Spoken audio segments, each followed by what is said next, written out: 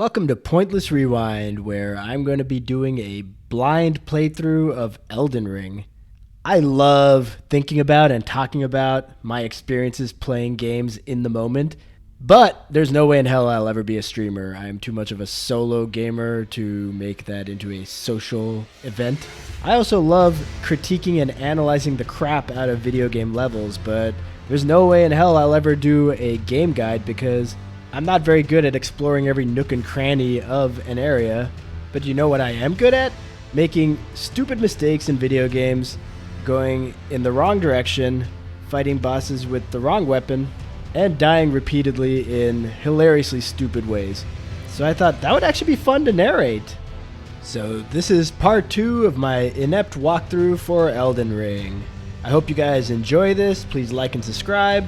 Not only would that help my channel, but it would also probably help me in this game as I fumble my way through it. So I ended last time talking about how I couldn't figure out whether I wanted to just follow the main path towards Stormville Castle or do some freeform exploration, which is deeply uncomfortable for me. So the first thing I do is check out my surroundings. And let me tell you, this is not making it any easier. There is so much. There's Stormville Castle, there's the giant Erd tree, there's all these crucified bodies, there's a church in front of me, there's this golden rider who I know is the boss from reading the previews, there's crumbled bridge, crumbled towers, debris everywhere, there's wildlife having a seizure. I need to calm down. So I take a deep breath and turn around. I noticed that there's a statue at the top of someone carrying a body. At first I think, is that someone carrying Marika? But that body looks like a skeleton. Those arms are super thin. Whoever that person's carrying, I'm wondering if one of the goals of the game is to bring someone back to this building. Which I'm not sure what to call it. It's not really the Stranded Graveyard or the Cave of Knowledge, which is what the map markers show. Maybe I'll find out later. Anyway, some more items of note. There's an island, there are ruins in the water, there are some funky skulls, look like little baby dragon skulls. I circle around the building, chase these adorable little scamps. I walk to this cliff edge and somehow don't look over the cliff edge. Like, what the hell was I doing? Like, when I pan the camera here, you can see that I never focus on the lake, which means I didn't notice it. I don't know. Maybe I just decided that I just can't deal with any more landmarks right now. Thankfully, this glowing object over here gives me something bright and shiny to focus on, so I go over, pick it up. It's a small golden effigy. I got a tutorial about summoning pools, which I don't care about PvP or co-op. And man, the item description for that golden effigy is maybe the worst item description I've seen in any FromSoft game. I mean, it might as well just say this small golden effigy is a small golden effigy. Anyway, I walk back over to the other cliffside and look over the edge and I see a little bit of a beach. So I decide I am going to go do that. It feels weird to not have an objective, but this is a small necessary step. So I start tentatively walking in that direction towards this crumbled ruin.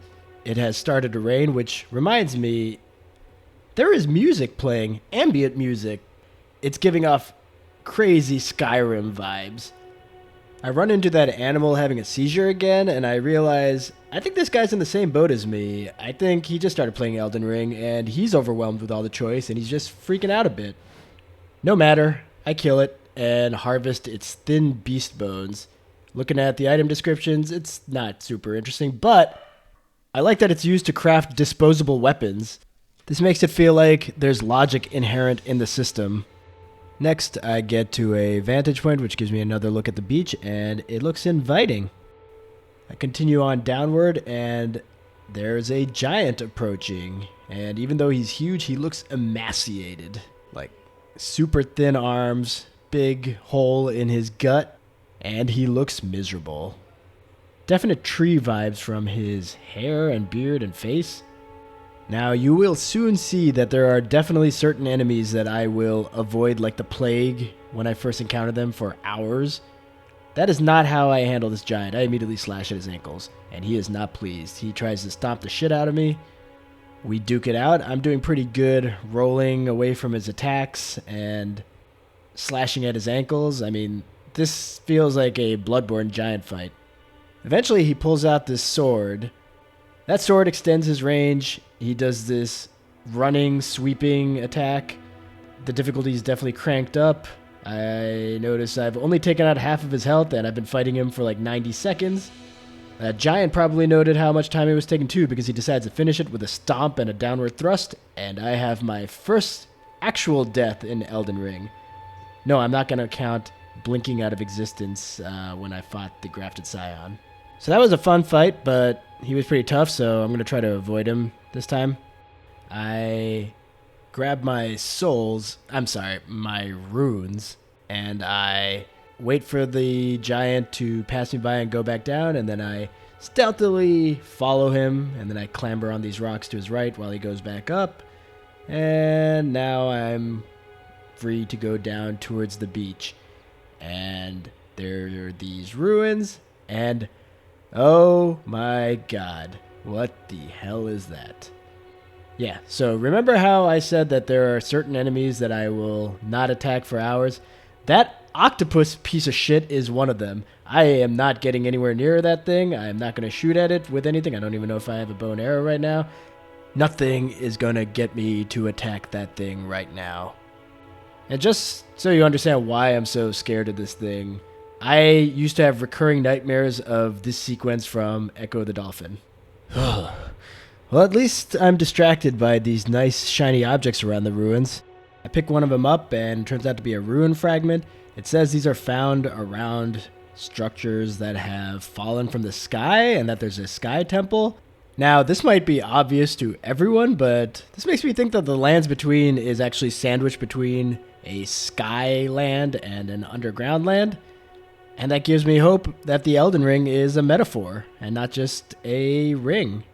Anyway, now it's time for Vince Clorthol to venture left on the beach, past these hideous octopi. I walk up on this unsuspecting turtle. I slash at it, barely do any damage on its shell, but then I thrust my sword at it, and that flips that adorable little guy over, and then I can just slaughter him mercilessly. I harvest his turtle neck meat, which is apparently big in the south of the lands between. Probably goes well with mac and cheese, collard greens, and fried chicken. As I'm meal prepping, I continue on down this beach towards these three guys.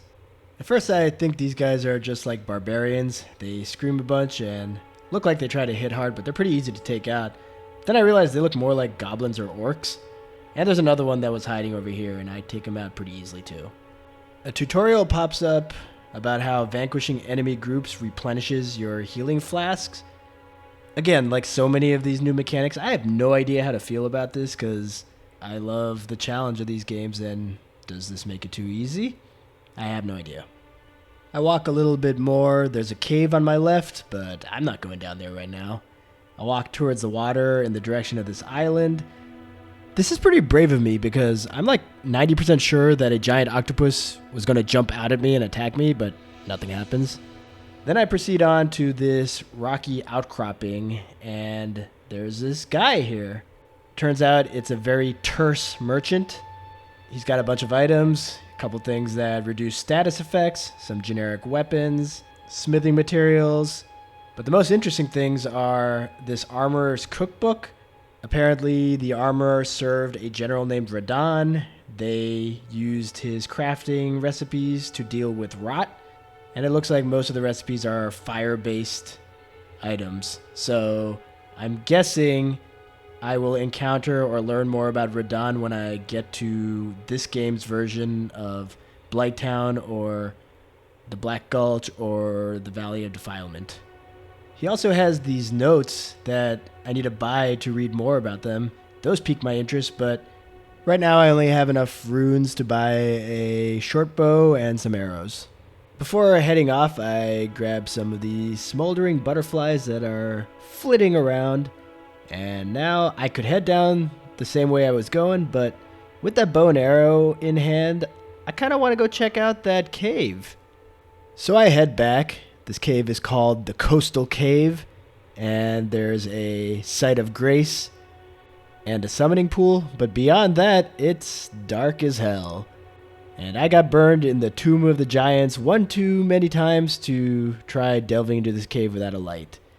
But I do think this is the moment where the exploration really started to click for me, because I could feel all these little mini objectives start filling up in my head, like, okay, I need to find a light so I can go explore this cave, which is separate from following the main quest and going to Stormvale Castle, which is also separate from marching on further down the beach, which is also separate from dealing with my boyhood trauma of video game octopi.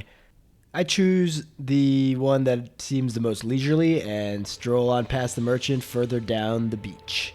I encountered these spiky, furry / slimy things. I don't know if they're actually slimy or furry. That seems contradictory, but try to attack them. I do similar damage that I did when I tried slashing that turtle's shell, but I can't really figure out how to do very much damage to these guys. But rather than just, I don't know, walking away from this fight, being the bigger man, not letting him get to me, I decided to keep on attacking. All that work just for 16 runes.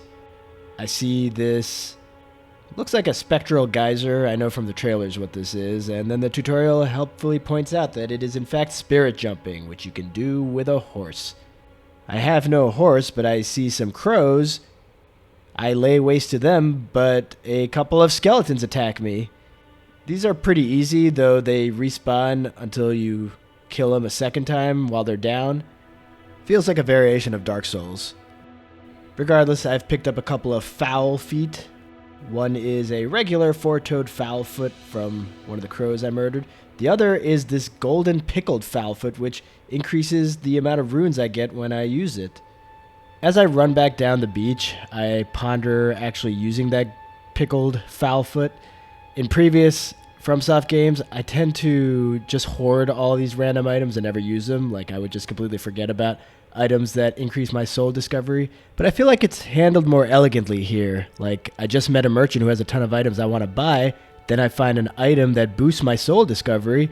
And there's a convenient group of enemies that I could easily harvest for their souls. This merry band of beach-going friends. Everything comes together beautifully. I have my pregame meal, and then I go and party with these crazy kooks, who I soon learn are called demi-humans. It's amazing what you learn when you hang out with new people and steal their string. But it's weird that something so generic is associated with demi-humans. Demi-human seems to imply, like, subhumans, so why string? Where the fuck is Wallace? Huh? String! String! Look at me! Look at me! Where the fuck is Wallace? I take that back. Stringer Bell had lost his humanity by this point, so I think the lore connections between String and demi-humans makes perfect sense.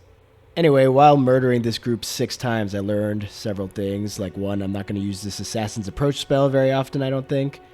And these guys like to howl and rile themselves up, and then their eyes turn red, and I think they get stronger. And at nighttime, I think their eyes are perpetually red, which indicates that there's definitely going to be differences between night and day in this game, which frankly terrifies me. But anyway, I have enough souls now to go and buy what I want. I go back to the merchant and buy that cookbook and those 2 notes. One of them is about land squirts and says their underside is soft, and if you poison them, they basically pop. And the other one is very vague about stone digger trolls and their head wounds. I love these notes. I love how they barely tell you anything and are seemingly useless. Like, this seems like the video game equivalent of junk mail, and I find this much more preferable than in most open world games where every single item you read is super pertinent. But anyway, I think I'm done with the beach for now. I walk back past the stuff of nightmares. I sneak up past the giant, and then I start glowing. Now, this had happened earlier, but I'd assumed it was because I'd eaten that delicious pickled fowl leg. But I have no idea what this means at this point. No matter, I go and pass the time at the site of grace near Vere, and then I decide, I have a bow and arrow. Let me try my hand at this golden rider. And I barely nick him. So I learned that he's called a tree sentinel, and that is essentially all I learned, because he gives me no time to learn any of his moves. He just absolutely wastes me. So that was humbling, but I kind of expected this, and I just decide, nope, I will not be dealing with you right now. You've got a horse. I don't have a horse, so I will do something else. So this time I sneak around the tree sentinel, going around to the side of this church, and I walk in, and it says it's the Church of Elleh. There's a site of grace here, and an NPC who's dressed suspiciously like Santa Claus, which is fitting because I'm recording this on December 23rd. What's interesting is there's an option to ask him for a recommendation, and he recommends Vince Clorthel buys a crafting kit. That's very helpful, but the item that really interests me is the torch so that I can explore that cave I found on the beach earlier. But the item that also terrifies me is the torch, because then I'd have to explore that cave I found on the beach earlier. So, yeah, I'll just buy a crafting kit. But I don't have enough money at this point. So I just start selling stuff. I sell roa fruit, I sell turtleneck meat, I sell ruin fragments, string, you name it. Eventually I have enough money to buy that crafting kit, and now I can craft. Before I do anything though, I go over to the smithing table, and it explains that I can upgrade my weapons here. Ah, man. I am laughing because, so while I'm doing this part of the video, I'm actually like 20 in-game hours further. I've been playing the game for like a month and a half, and I'm stuck at this part that I've been stuck at for like the last month. And the reason I'm stuck at it is my weapons aren't doing enough damage. And I keep telling myself, oh man, I need to come back to this part after I find out how to upgrade my weapons, thinking that this was something I was going to discover as I explored more and more of Elden Ring. Well, imagine my surprise while making this video when I see that I, in fact, discovered exactly where you can upgrade your weapons on the very first day that I played the game. I'm an idiot.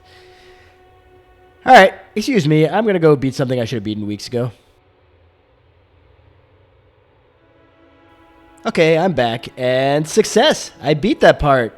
Granted, it was still embarrassing as hell that the only reason I beat it is because I was making this video and I saw exactly how to smith my weapons, but damn it, a job well done. Let's get back to the video. I head up onto the rocks to get a better view of Stormvale Castle, and I run into this creepy looking statue. A message states that it's a guide and gatekeeper for those who want to return to the roots. And the statue has roots coming out of its legs, it's got a long extended neck, and a skeletal face. There's also a light pointing from the statue's hand towards the base of the cliff. It looks like it's pointing towards Stormvale Castle, but isn't that what the Guidance of Grace is for? Regardless, if you think that I'm going to remember to investigate what this light is pointing towards, then you completely skipped over the part where I forgot about the smithing table for 20 in-game hours. Instead, I head in the opposite direction, back towards this dirt road. There are soldiers with torches patrolling this area. They look similar to that soldier of Godric. I kill this deer in front of him to show him that I mean business, and then I kill him and steal his helmet.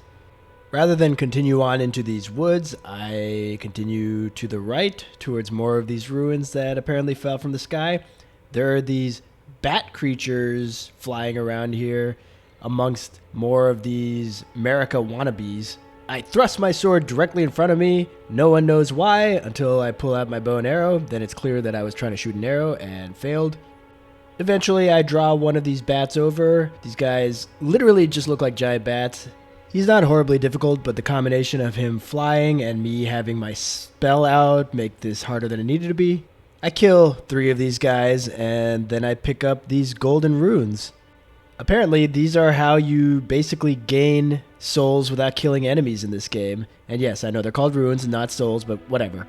I do like that the item descriptions tell you exactly how many runes you get. That's a huge quality of life improvement.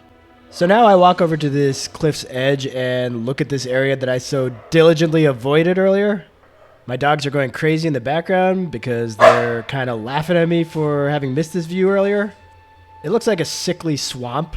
So is this game's version of Blighttown?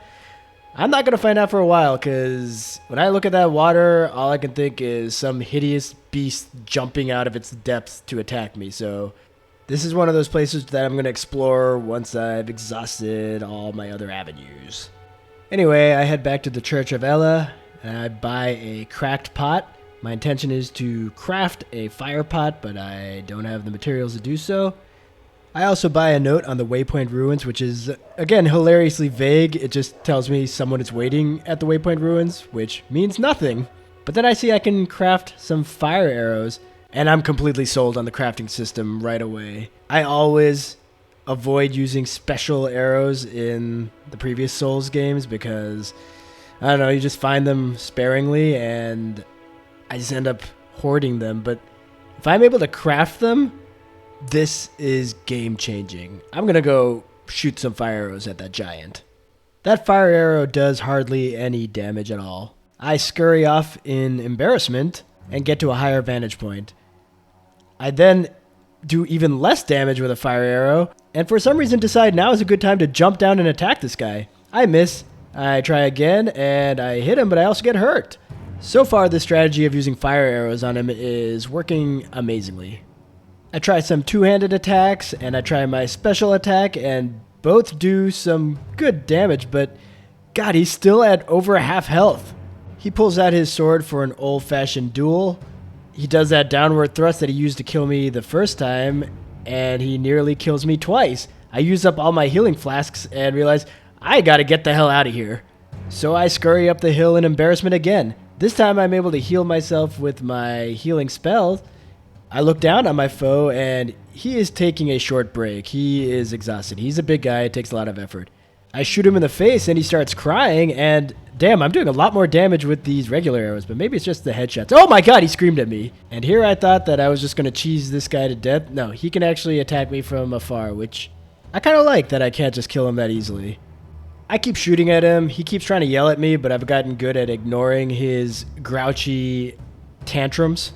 I eventually do enough damage to him, and he's dead. I love this feeling I get from FromSoft games where I'm just sweating and panicked and everything feels like it's on the razor's edge of falling apart. Just awesome. Now it's time to go back to the church and buy more items. I think I've put off buying that torch long enough. Or have I? Let's just go and buy more cracked pots, a telescope, and another semi-useless note. I have no immediate plans for these items, but at least they're helping me procrastinate longer. The note is actually not that useless. It's about a flask of wondrous physic, and it describes it as being located in the Third Church, America, north of the Mistwood. So those are like actual landmarks, which is a step up from the other notes, and kind of gives off this treasure map kind of vibe. But as cool as that sounds, it's time I buy that torch. It's available. I can't keep procrastinating and avoiding scary things. It's either explore the main path or explore that damn cave. So I decide, let me do the cave. I'm going to regret it if I don't do it now.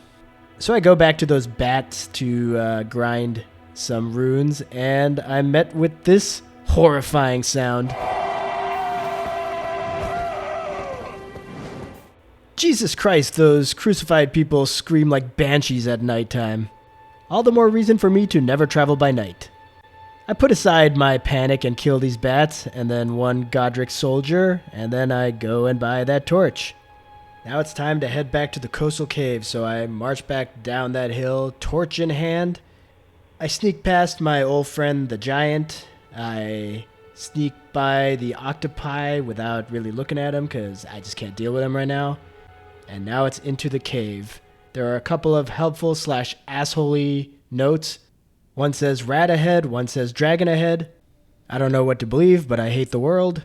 So I tentatively creep down into the cave, and boy, am I happy to see just a demi-human here. Yeah, I know that this could still lead to a bunch of higher level enemies, but it's good to see an old friend here. I kill him and move into this side passage where a couple more demi-humans greet me.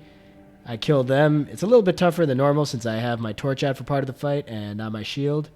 I grab some of this cave moss, which looks like the crafting material that's used for poison alleviating items. And then I go down further, draw some of these demi-humans into this corridor and take them out. And then I go and take out these two last stragglers, one of whom looks like a elite version of the demi-humans. And then I go and pick up this item. And look, it's a land octopus ovary, and what a cruel fate to have killed one of those hideous monstrosities only to have died in this cave. Anyway, I walk tentatively into this larger room that looks like a boss room, but nothing's happening. A couple of demi-humans start approaching me, and before I can engage with them, they freaking sound the alarm. And it is a boss fight. It's actually against two demi-human chiefs, but I actually can't see the second one yet. I mean, I'm so busy with the minions that I barely noticed the first chief. My inability to multitask leads to me being easily killed. I do a decent amount of damage for getting in 2 hits, but I stood no chance here. And as I die, I realize that that note that said rat ahead may have actually been accurate because this guy looks like a giant rat. But so anyway, I try again. I go back down through the caves. This time I try a little shortcut and kill this mob all at once. And then it's into the boss room again. This time the fight seems to activate right away, but I still only see one demi-human chief. I try to focus on him, but my lock-on keeps switching to his damn minions, and he eviscerates me with his dual daggers. So it's at this point that I decide I don't think I'm strong enough to deal with this guy yet. I think I probably need to level up first, so I head back out to the beach.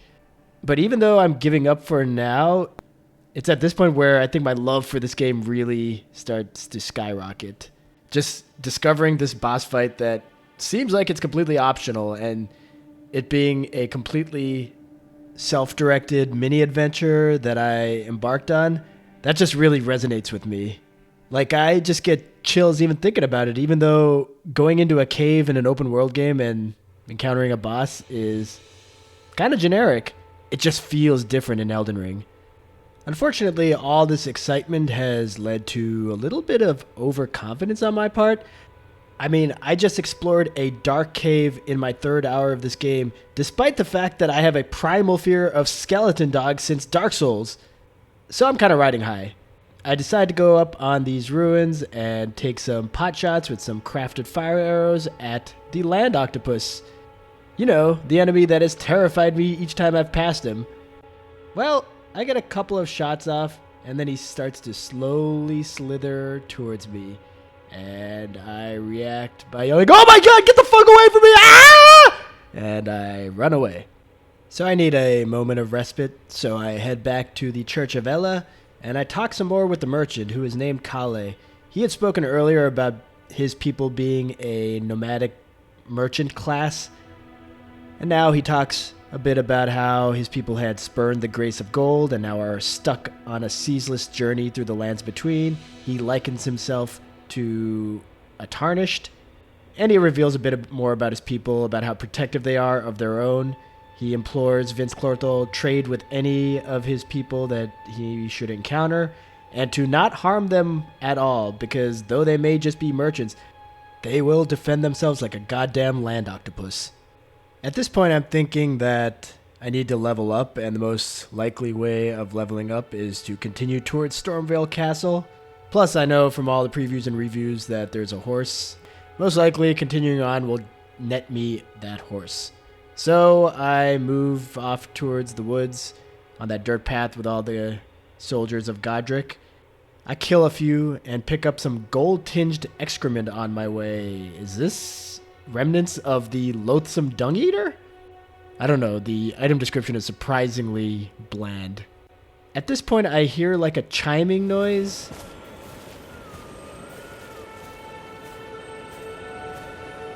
And I'm wondering what it is. So I head up on top of these ruins and look through my telescope for what may be making that sound. And it's right below me. It's a ball? I'm wondering if this is like Elden Ring's version of a will-o-wisp. Even though it's not spectral, the way it's singing kind of just gives off that vibe to me. I approach it cautiously, and it and I scurry away as soon as we look at each other. And then it disappears, and I realize that's probably this game's version of a crystal lizard. So I'll have to come back here. Anyway, from this vantage point, I see what looks like a camp that's been sort of constructed over some old ruins. And I see a giant archway or portal for heading up towards Stormville Castle. But as much as I want to move on at this point, I want to explore the woods I was just in. So I head back the way I came, killing some more of Godric's soldiers.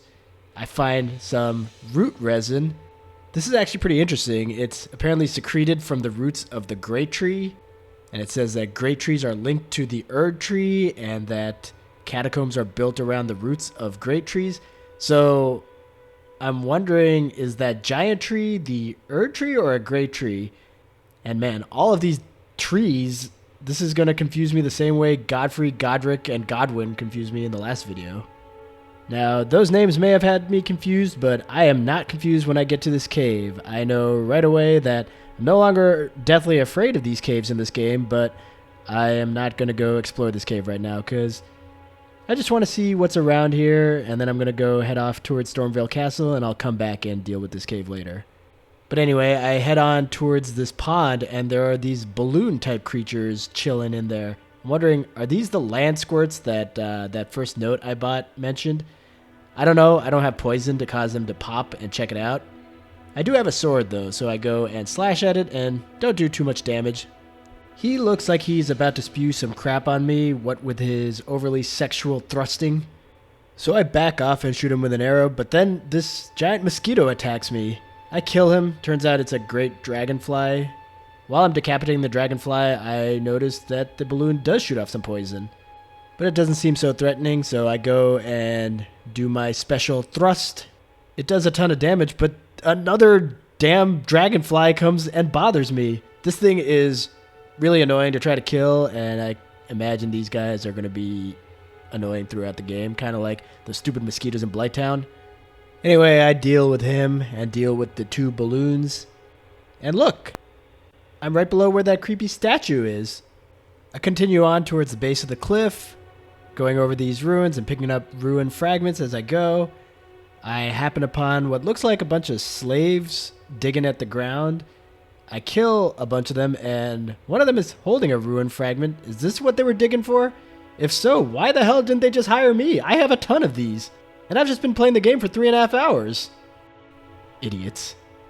Anyway, I keep going, and there's this door, and I open it, and this is not a cave. It looks like a catacomb, and that root resin had just explained how catacombs are built around Erd tree roots or great tree roots. I don't know which trees, stupid trees, but my interest is piqued enough that I decided to explore the Stormfoot Catacombs just for a little bit.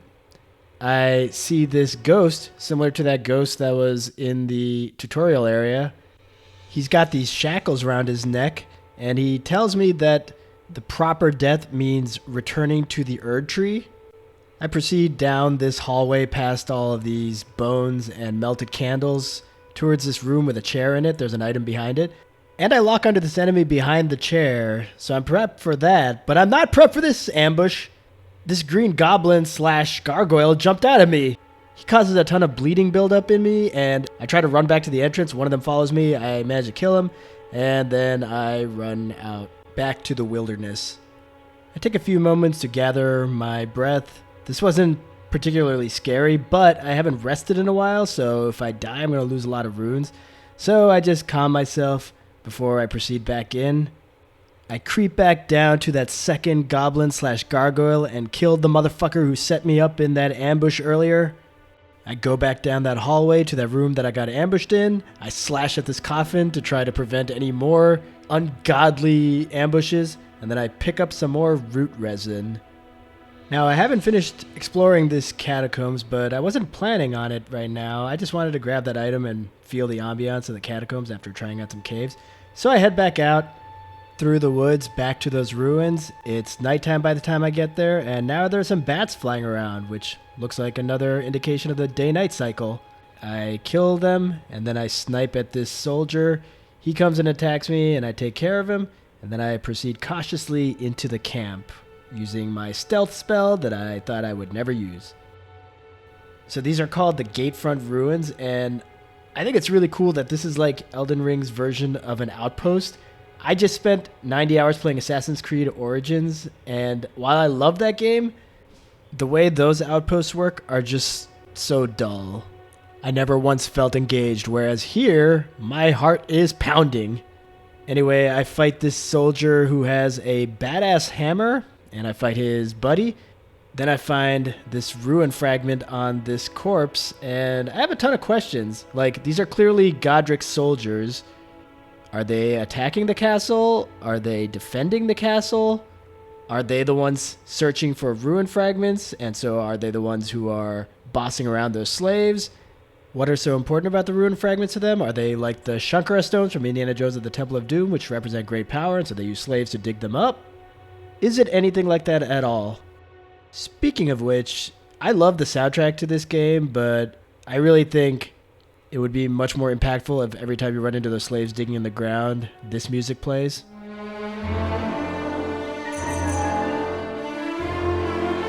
Oh my god, I would cry every time I kill these slaves if that was playing. But there's no time for sadness. I circle around the camp, rolling through barrels noisily left and right. I see this wagon on the perimeter of the camp with a guard. I take out the guard, and there's a chest. The chest has a Lordsworn greatsword. While I'm trying to look at the item description, I put on the Godric soldier greaves. The sword requires a higher strength than I have. It's apparently commonly wielded in a lord's army, and apparently most of the soldiers, if not all of them, have lost their minds. So maybe Godric soldiers aren't defending or attacking this castle. Maybe they're just doing whatever the hell they please because they are insane. I move back into the camp, taking out 3 routine enemies, and then I end up fighting this elite spear-wielding enemy. This is not super difficult, but I'm down to 1 healing flask, and he keeps draining my stamina, and I'm barely doing any damage, so this becomes a battle of attrition. I'm completely worried because, I last rested way back when, so I don't want to lose all these runes. Eventually, I managed to narrowly avoid being decimated when I failed this jump attack because of his shield, and I get in a lucky killing blow. I head over to this pillar and grab this shining item, and it's a map of Limgrave West. This map is so cool. It really conveys how damn big this world is, and also, I kind of love how unreadable and inscrutable the map is. Like, it shows general geography, but nothing specific. Like, there's no label for the Mistwood, which I would need to know for the Flask of Wondrous Physic. So it's still encouraging player discovery and exploration. The item description for the map is pretty cool, too. It describes the geography of Limgrave, most notably saying that it's far south of the Erd Tree, which means that that giant tree here is most likely just the Grey Tree. That ain't no Erd Tree. Anyway, I clear out this part of the ruins of soldiers and dogs. I add the Godric Soldier Gauntlets to the Godric Soldier Greaves. I'm putting these on because they increase my resistances while allowing me to still do a medium roll. But when I play these games, I usually fall back on light armor as I move on. Now there's just a couple more things to explore. There's these stairs leading down to a cellar or dungeon, and then there's this big wagon. I deal with the guards around the wagon first, and open up this chest, and inside there's a flail. When I first created Vince Clorthol, my ideal weapon would have been a hammer, mace, flail, or Morningstar, so finding a flail this early in the game is awesome. Unfortunately, it requires a dexterity of 18. I have only a dexterity of 12, so it's going to be a while before I can use it. Now it's time to explore that cellar. I go down the stairs. There's a lot of tree roots here, more indications of the great tree, Erd tree, small tree, tiny tree, I don't know which tree, some tree. Behind this door is a chest which has an Ash of War and a whetstone knife. I don't really know what these Ashes of War are. They're another new mechanic, but checking the item description, it gives my weapon the quality enhancement and also has the ability to kick up a storm should I use it. Sounds cool, but kind of impractical for the way I play these games, so I'm going to ignore it for now. Now it's time to go rest at that site of grace finally, which starts a cutscene with that maiden. Traveler from beyond the fog, I am Melina.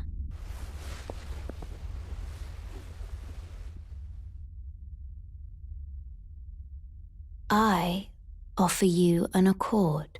Something feels off about this. I don't like it at all. Maybe it's because over the course of the 10 months since this game came out, I've listened to random video game podcasts and they talk about intense boss fights, and one name keeps popping up that sounds a lot like Melina. So I don't know what to think about this gal. I mean, it might just be one of those Godfrey, Godwin, Godric situations where names are just very, very similar. But some of the stuff she says is pretty shady. Like, she says that most Tarnished have a maiden who guides them, and I assumed that she was a maiden, but then she repeats what Vere so callously told me last time. Unfortunately for you, however, you are maidenless. But you, I am afraid, are maidenless. You know, I got pretty pissy at Vere last time for saying this because I thought that this girl really liked me, but now she's saying that I'm maidenless too. Like, I have no idea what she thinks. I mean, I guess I just don't understand women. She plays games with me, saying that she can pretend to be my maiden, which implies that this isn't exactly proper protocol. And she asks that I just do one favor, and that is take her to the base of the Erd tree. I don't know. Neither of us really know anything about each other. She doesn't realize that I know next to nothing about which tree is what tree and how big a Erd tree is compared to a giant tree and what fucking tree we're talking about. And I don't know whether or not she's a tree hugger or one of those anti-environmentalist, climate change denier types who would burn down the Erd tree. But whatever, I accept her accord because she offers me two very important things: the ability to level up and a spectral steed whistle which will summon me Torrent, that horned horse. With that uncomfortable conversation done, there's just a few matters of state left before I can call it quits for the night. I check out that Ash of War at the Site of Grace, and even though I don't entirely know how it works, I apply it to my broadsword. It makes my attribute scaling increase for dexterity, which I will be increasing that anyway to use the flail, so it seems like a good decision. I don't know how much I'm going to use that actual battle stomp move, but whatever. I then level up Vince Clorthol an entire one time. His dexterity increases to 13. I got a couple tutorials about how to use Torrent, and then one about how to use pouches, which admittedly 20 hours later than this, I still haven't figured out how to use that properly, even though looking at it right now, the directions seem pretty self-explanatory, so maybe I'll cut out that previous sentence to save face. Now it's time for Vince Clorthol to summon Torrent, and he begins to ride off to his next adventure. But where would that lie? Well, to find out, you'll have to watch next time. If you like this, please like and subscribe. If you didn't like this and somehow made it all the way to this point, please like and subscribe as well, because there probably isn't any way for me to know the difference. But I hope you guys are enjoying watching these as much as I do making them.